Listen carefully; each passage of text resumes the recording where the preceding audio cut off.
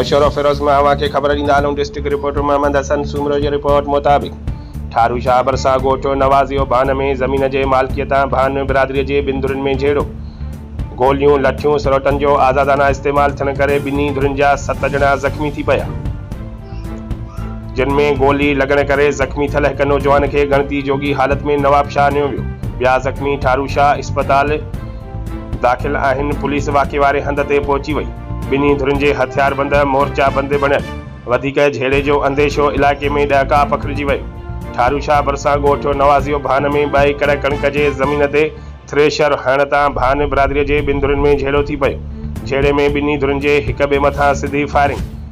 गोलियूं लॻण करे हिकु ॼणो अफ़सार भान सख़्तु ज़ख़्मी थी पियो, जंहिंखे गणती जोगी हालत में नवाबशाह इस्पताल नियो वियो। जॾहिं त लठियूं कुहारियूं सरोटनि जो आज़ादाना इस्तेमालु थियण करे संसार भानो, आबिद भानो, अख़्तियार भानो, राशिद भानो, मुमताज़ उर्फ़ ममू ऐं सवाई भान समेत 7 ॼणनि खे रूरल हेल्थ सेंटर मुंतक़िल कयो वियो आहे।